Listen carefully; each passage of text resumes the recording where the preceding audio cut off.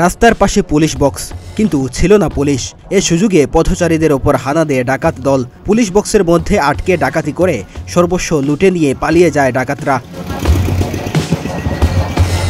চুয়াডাঙ্গার জীবননগরে সড়কে অস্ত্রের মুখে জিম্মি করে গণ ডাকাতির এই ঘটনা ঘটেছে।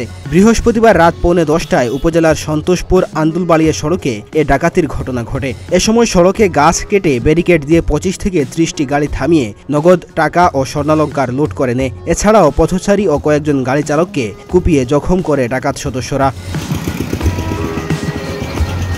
ডাকাতির ঘটনায় শুক্রবার ঘটনাস্থল পরিদর্শন করেছেন চুয়াডাঙ্গা পুলিশ সুপার খন্দকার গোলাম মাওলা, সিনিয়র সহকারী পুলিশ সুপার জাকিয়া সুলতানা, জীবননগর থানার ওসি এস.এম. জাবিদ হাসান সহ পুলিশের ঊর্ধ্বতন কর্মকর্তারা।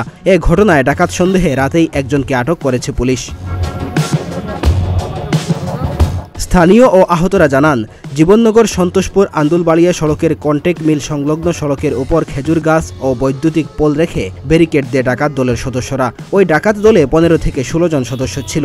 তাদের সবার মুখ গামছা ও মাফলার দিয়ে ঢাকা ছিল। অধিকাংশ সদস্য হাফ প্যান্ট ও লুঙ্গি পরিহিত ছিল।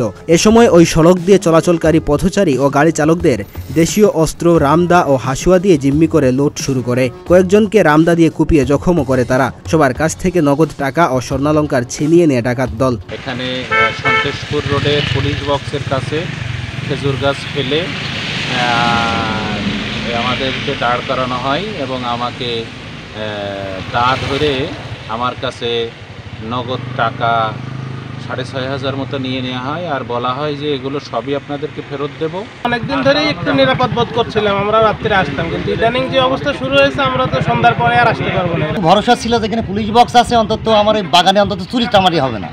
এখন দেখছি আমার বাগানে চুরি তো দূরে থাক, এই রাস্তায় মানুষ ঠিকভাবে যেতেই পারতেছে না ভাই। এ বিষয়ে জীবননগর থানার ওসি এস.এম. জাবিদ হাসান বলেন, ডাকাতির খবর পেয়ে দ্রুত ঘটনাস্থলে পৌঁছায় পুলিশ। ডাকাতির ঘটনায় কারা জড়িত রয়েছে তাদের দ্রুত বের করতে কাজ করছি।